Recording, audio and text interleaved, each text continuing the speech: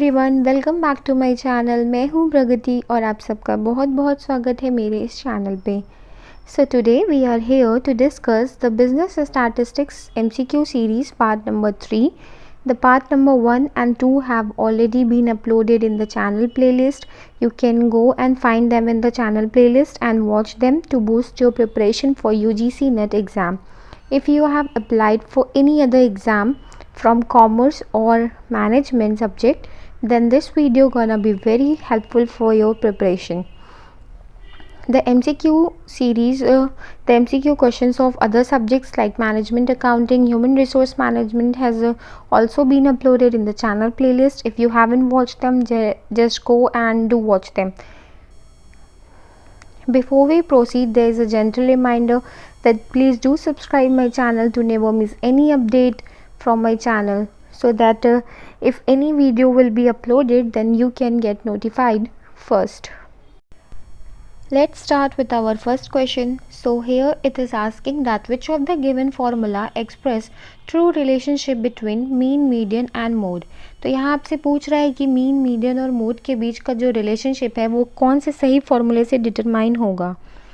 तो पहले ऑप्शन में है mode is equals to 3 median minus 2 mean, second में है mean is equals to 2 median minus 3 mode, C option में है median is equals to 3 mean minus 2 mode और डी में है mode is equals to 2 median minus 3 mean. तो अगर आपने सेंट्रल टेंडेंसी वाला चैप्टर जो है अगर सही से पढ़ा होगा, ठीक से उसका सिलेबस जो है देखा होगा, तो आपको यहाँ पर पता होगा कि करेक्ट ऑप्शन कौन सा है। मैं यहाँ पे सिर्फ क्वेश्चन से प्रैक्टिस करवा रही हूँ और ये मान के चल रही हूँ कि आपने जो है पूरा सिलेबस स्टार्ट्स का जो है पढ़ रखा है। तो अगर आप किसी भी एग्ज़ाम को दे रहे हो तो सबसे पहले उसका सिलेबस देखा करो कि क्या क्या टॉपिक आपको पढ़ने हैं क्या नहीं, और पढ़ने के बाद सब बहुत ज़रूरी है कि उसके क्वेश्चंस लगाओ। अगर आप क्वेश्चंस नहीं लगाओगे तो फिर आपको बिल्कुल आइडिया नहीं मिलेगा कि जो आप एग्ज़ाम की तैयारी कर रहे हो उसमें कैसे क्वेश्चंस पूछेगा। कुछ एग्ज़ाम्स होते हैं जहाँ डायरेक्ट क्वेश्चन पूछता है और कुछ में जो है कंसेप्चुअल रहते हैं क्वेश्चन, जैसे कि हमारा UGC नेट का एग्ज़ाम हो गया। तो वहाँ पे बहुत ज़रूरी हो जाता है कि आप क्वेश्चंस का प्रैक्टिस ज़रूर करिए। तो यहाँ पे हमारा ऑप्शन नंबर ए जो है वो हमारा करेक्ट ऑप्शन हो जाता है। Mode is equals to 3 median minus 2 mean. अगर आप इस फॉर्मूले में कोई भी दो वैल्यूज़ अगर आपको नोन है और उनकी वैल्यूज़ आप फॉर्मूले में पुट करोगे तो the value of the third determinant could be found out. ये जो फॉर्मूला था ये किसने दिया था, ये जो रिलेशनशिप है इन तीनों के बीच का, ये किस पर्सन ने जो है डिटरमाइन किया था, वो आप कमेंट में आप लोग बताइएगा। ओके, हम लोग चलते हैं दूसरे क्वेश्चन की तरफ। यहाँ पूछा है for a set of observations the sum of absolute deviations is minimum when the deviations are taken from. तो यहाँ पूछ रहा है कि सम ऑफ एब्सोल्यूट डेविएशंस कब मिनिमम होंगे, किस केस में। ऑप्शन ए में है मीन, मीडियन, मोड या फिर स्टैंडर्ड डेविएशन। तो आपको पता है डेविएशंस जब हम निकालते हैं मीन या मीडियन की कैलकुलेशन के लिए, जब हम डेविएशंस निकालते हैं अज्यूम मीन से, तो कुछ इस प्रकार होती हैं। -3 हो गया, -2 हो गया, -1 हो गया, 0, 1, 2, 3। सपोज करते हैं ये किसी की डेविएशंस हमने निकाली, तो यहाँ पूछा है सम ऑफ एब्सोल्यूट डेविएशंस किस में सबसे कम होगी। तो जब यहाँ पे कुछ नहीं लिखा है कि साइंस को कंसिडर करें या ना करें, तो हम लोग यही सपोज करेंगे, यही अज्यूम करेंगे कि साइंस को हम लोग कंसिडर नहीं कर रहे हैं। Okay, this means that signs are ignored. तो अगर हम साइंस को इग्नोर करके जो सम ऑफ डेविएशंस है उसको फाइंड करेंगे कि सबसे लीस्ट किस में आएगा, तो वो आएगा हमारा मीडियन के केस में। अगर यही क्वेश्चन पे पूछ लेता कि sum of square of deviations कहाँ सबसे मिनिमम होता है, तो अगर यहाँ पे पूछा होता कि स्क्वायर डेविएशन सबसे लीस्ट किस में आता है, तो फिर हमारा आंसर हो जाता मीन। लेकिन अगर यहाँ पे पूछा है when the sum of absolute deviations, यानी कि स्क्वायर की बात नहीं हो रही है, तो हमारा उस केस में मीडियन जो हो जाता है राइट आंसर बन जाता है। और यहाँ पे हम लोग क्या करेंगे, जो साइंस होंगे, जो हमने डेविएशंस निकाली हैं, जैसे -3 हो गया, -2, इन सब के जो साइंस है उसको क्या करेंगे, इग्नोर करके ही। अगर क्वेश्चन में कुछ नहीं पूछा है तो हम लोग ये सपोज करेंगे कि साइंस को इग्नोर करके पूछ रहा है। अगर आप साइंस को कंसिडर कर लोगे तो जो सम होगा वो क्या आएगा, 0 आएगा। ओके, अब जैसे -2 है, -1 है, 0 है, 1 है, 2 है, अब इसका आप जो है सम निकालोगे तो ऑब्वियसली 0 आएगा। ओके, तो हम लोग यही मानेंगे कि साइंस जो है उनको हमें इग्नोर करके हमें आंसर को बताना है। Now the next question is that which of the following is incorrect. अब गिवन ऑप्शंस में से आपको बताना है कि कौन सा ऑप्शन इनकरेक्ट है। Median is equals to 2 equal parts, तो ये तो हमारा सही है। Quartile is equals to 8 equal parts, तो हमें अपना सही आंसर मिल गया। यहाँ पे पूछा है इनकरेक्ट, तो इनकरेक्ट हमें बी मिल गया, क्योंकि क्वार्टाइल जो होता है वो किसी भी डेटा को, किसी भी डेटा सीरीज़ को 4 इक्वल पार्ट्स में डिवाइड करता है, ना कि 8। और जो मीडियन होता है वो हमारा 2 इक्वल पार्ट्स में डिवाइड करता है। और डेसाइल जो होता है हमारा वो 10 इक्वल पार्ट्स में डिवाइड करता है। और परसेंटाइल 100 इक्वल पार्ट्स में डिवाइड करता है। तो ऑप्शन नंबर ए, सी और डी जो है राइटली रिटन है, और बी वाला जो है हमारा यहाँ पे इनकरेक्ट हो जाता है। देखते हैं अगला क्वेश्चन। ये जो है एक चार्ट के थ्रू समझाया गया है। यहाँ पे देखिए मीडियन जो है ये आपका 50% डेटा और इधर 50%, दो किसी भी डेटा सेट को, ऑब्जर्वेशन को 2 इक्वल पार्ट में डिवाइड करता है। ओके, और जो क्वार्टाइल्स होते हैं ये 20-25%, 25% जैसे कि हो गया 1/4। ओके, 1/4 कर करके किसी भी डेटा सीरीज़ को 4 इक्वल पार्ट्स में डिवाइड करता है। क्वार्टाइल 1, क्वार्टाइल 2, क्वार्टाइल 3, और ये जो क्वार्टाइल 2 होता है हमारा, इसी को हम मीडियन भी कहते हैं। और ये डिसाइल्स है जो कि 10-10% करके इक्वल पार्ट्स में इस तरह से डिवाइड करता है। होप कि आपको समझ में आ गया होगा। अगला क्वेश्चन देखते हैं। The analysis used in regression is called simple linear regression analysis because. तो आपको बताना है कि जो रिग्रेशन एनालिसिस होता है, सिंपल लीनियर रिग्रेशन की बात हो रही है यहाँ पे, वहाँ पे ऑप्शन में दिया है there are only 2 independent variables, there is no predictor. Predictor का मतलब होता है इंडिपेंडेंट वेरिएबल। तो आपको बताना है वहाँ पे 2 होते हैं या नो प्रेडिक्टर होता है, या फिर नो कॉम्प्लेक्स वेरिएबल इन्वॉल्व होता है, या फिर there is only 1 independent variable. Okay, तो यहाँ पे जब कभी भी आपका जो रिग्रेशन है वो कैसे निकलता है, अगर आप रिग्रेशन एनालिसिस y का निकाल रहे हो तो क्या हो जाएगा, a + bx हो जाएगा। ओके, ये फॉर्मूला होता है। तो यहाँ पे एक डिपेंडेंट होता है और दूसरा इंडिपेंडेंट होता है। तो हमारा जो सही ऑप्शन हो जाएगा वो हो जाएगा option number D, that is there is only 1 independent variable and 1 is dependent variable. Okay, so here the explanation is given. The simple linear regression is used to estimate the relationship between two quantitative variables.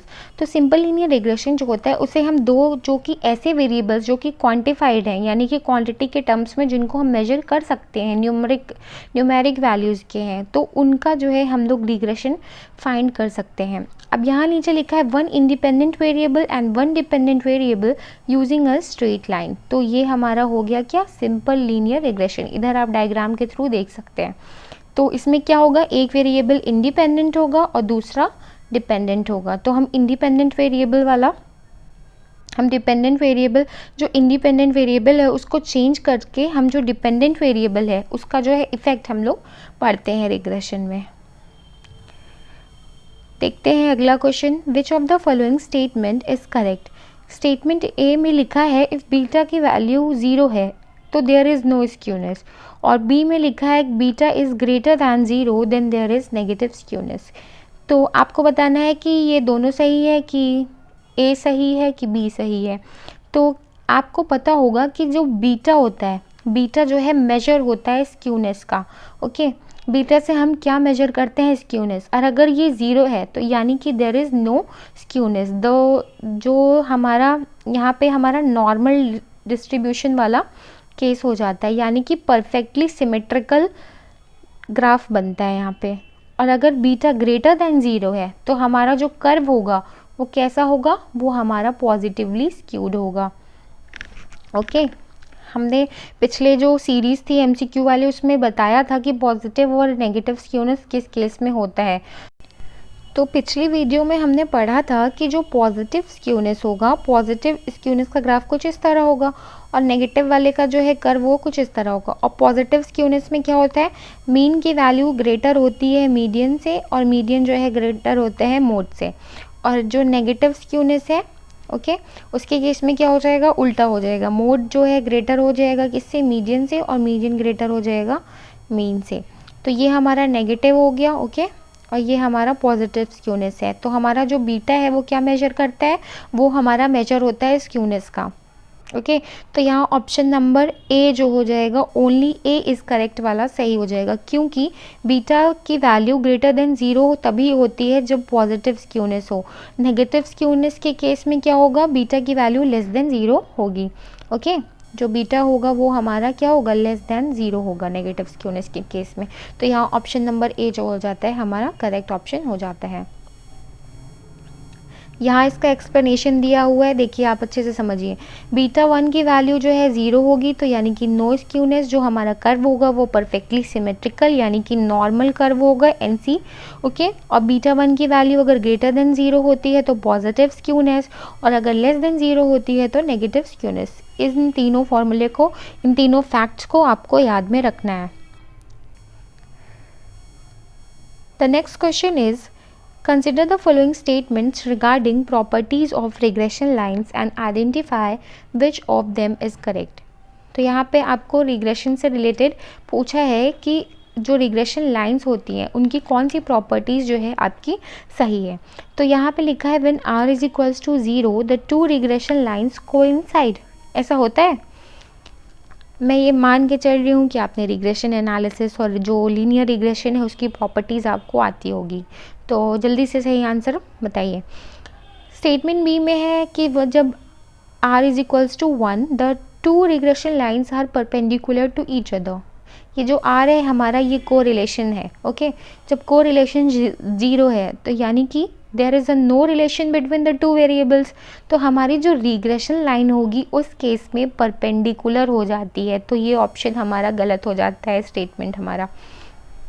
और जब को relation 1 होता है, this signifies that there is a perfectly that the two variables are perfectly related to each other. और अगर ये +1 होता है तो पॉजिटिवली, मतलब कि जो दोनों का डायरेक्शन है वो सेम होगा, पॉजिटिवली को रिलेट करेंगे। लेकिन अगर नेगेटिव को रिलेशन हो जाता है तो फिर वो इन्वर्स रिलेशन शो करता है। तो यहाँ पे हमारा ये ऑप्शन स्टेटमेंट ए तो गलत हो गया। और जब हमारा को रिलेशन 1 है तो उस केस में रिग्रेशन लाइन जो होती हैं वो कोइंसाइड करती हैं। ओके अगर किसी चीज़ के बीच में परफेक्टली को रिलेशन है, परफेक्टली को रिलेटेड है, तो जो रिग्रेशन लाइंस होंगी वो ऐसे प्लॉट होंगी, यानी कि कोइंसाइड करेंगी, आइडेंटिकल होंगी। एक होगी और एक के ऊपर ओवरलैप कर जाएगी दूसरी रिग्रेशन लाइन। तो हमारे ये दोनों ही स्टेटमेंट्स रॉन्ग हो जाते हैं। ये लिखा है लेकिन अपोजिट लिखा है। जब r की वैल्यू 0 होगी तो उस केस में हमारा परपेंडिकुलर होगा, और लेकिन जब r की वैल्यू 1 होगी तो हमारा जो है रिग्रेशन लाइन वो कोइंसाइड करेगा। तो यहाँ पे option number D that is both are incorrect, ये सही हो जाता है। आ गया समझ में? चलिए नेक्स्ट क्वेश्चन देखते हैं। यहाँ पे ये इसका एक्सप्लेनेशन दिया हुआ है, देखिए यहाँ लिखा हुआ है कोरिलेशन कोएफिशिएंट ऑफ 0 और close to 0 shows the no meaningful relationship between the variables. अभी मैंने समझाया कि अगर कोरिलेशन 0 है that means there is no relation between the variables. तो ये आपको अभी मैंने समझा दी है, आप लोग पढ़ लीजिएगा। Moving on to the next question, the process of grouping data into different categories on the basis of nature, behavior और common characteristics is known as. तो यानी कि आपको डेटा दिया हुआ है खूब सारा और आपको उसे डिफरेंट कैटेगरीज में डिवाइड करना है। किसी को कॉमन नेचर के बेसिस पे, किसी को बिहेवियर या फिर ट्रेड्स या फिर किसी भी आधार पे आपको जो है डिवाइड करना है डेटा को इनटू ग्रुप्स। तो ये प्रोसेस क्या कहलाता है? तो इस प्रोसेस को हम लोग कहते हैं, गिवन ऑप्शंस में पहला है एडिटिंग, कोडिंग, टैब्यूलेशन और डी है क्लासिफिकेशन। तो हमारा ऑप्शन नंबर डी जो हो जाता है करेक्ट ऑप्शन हो जाता है, क्योंकि ये प्रोसेस क्लासिफिकेशन ही कहलाता है। आप क्या कर रहे हो? डेटा को क्लासीफाई कर रहे हो into different groups. Okay, now the next question is in which of the following probability distribution the value of mean and variance is the same. यहाँ पूछ रहा है कौन से प्रोबेबिलिटी डिस्ट्रीब्यूशन में मीन और वेरिएंस की जो वैल्यूज़ होती हैं वो सेम आती हैं। तो अगर आपने प्रोबेबिलिटी डिस्ट्रीब्यूशंस जो होते हैं जैसे कि हो गया पॉइजन डिस्ट्रीब्यूशंस, बाइनोमियल डिस्ट्रीब्यूशन, ये अगर पढ़ा हुआ है तो आपको इसका सही आंसर मालूम होगा। देखिए जो पॉइजन डिस्ट्रीब्यूशन होता है इसका जो करेक्ट ऑप्शन है वो ऑप्शन बी है। अब मैं समझाती हूँ आपको कैसे। जो पॉइजन डिस्ट्रीब्यूशन होता है वहाँ पे जो नंबर ऑफ़ ट्रायल्स होता है वो इन्फिनिटली लार्ज होता है, यानी कि जो n की वैल्यू होती है वो इन्फिनिटी होती है। ओके, और यहाँ पे जो p होता है और एक होता है वेरिएबल q। p का मतलब क्या होता है कि जो प्रोबेबिलिटी सक्सेस की होती है वो हम लोग p से डिनोट करते हैं, यानी कि सक्सेस की जो प्रोबेबिलिटी होगी उसे हम p से डिनोट करेंगे और फेलियर की जो प्रोबेबिलिटी होगी उसे हम q से डिनोट करेंगे। तो यहाँ पे जो p होता है उसका जो होने हैपनिंग ऑफ एन इवेंट जो होता है वो p का बहुत ही स्मॉल होता है।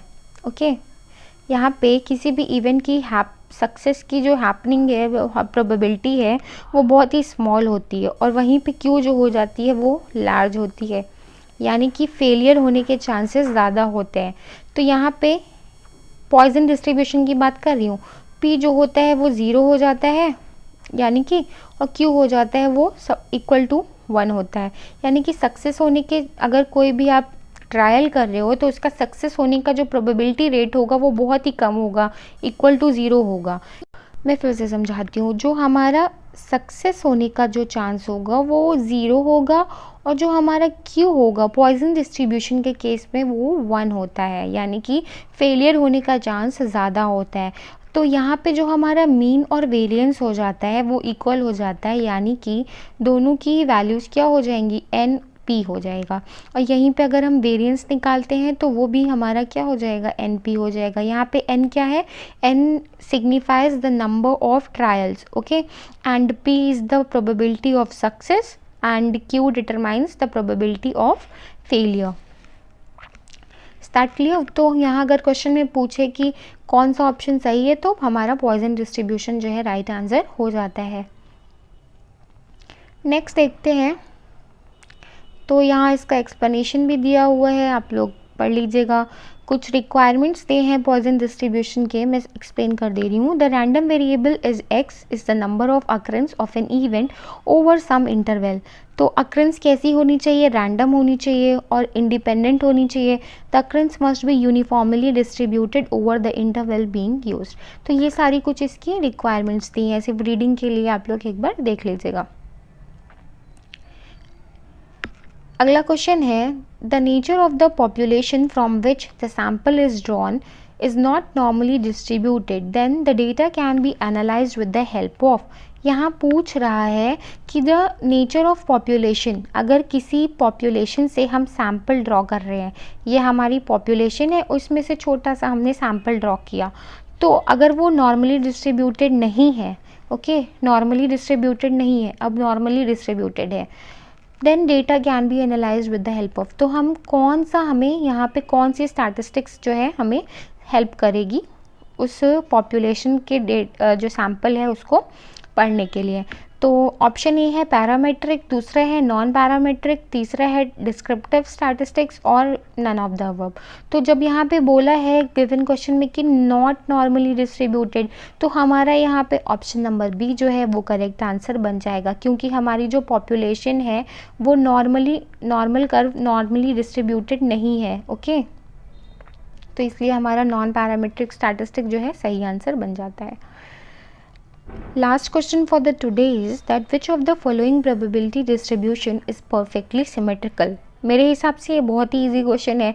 यहाँ ऊपर अभी हम लोग ने डिस्कस किया था कि जो नॉर्मल डिस्ट्रीब्यूशन कर्व होता है वो हमारा परफेक्टली सिमेट्रिकल होता है, यानी कि जो इसका ये वाला पार्ट है और ये वाला पार्ट है, लेफ़्ट और राइट साइड जो है दोनों वो इक्वल होगी। तो यहाँ पे हमारा ऑप्शन नंबर सी जो है करेक्ट आंसर हो जाता है। होप कि वीडियो आपको पसंद आई होगी, और अगर पसंद आई है तो प्लीज़ वीडियो को लाइक करिएगा, चैनल को सब्सक्राइब करिएगा और दोस्तों के साथ शेयर करिएगा, और चैनल को सब्सक्राइब करिएगा ताकि इस तरह की बाकी वीडियोस भी आती रहें और आपको सबसे पहले मिले। So all the best and have a good day. फिर मिलते हैं अगली वीडियो में।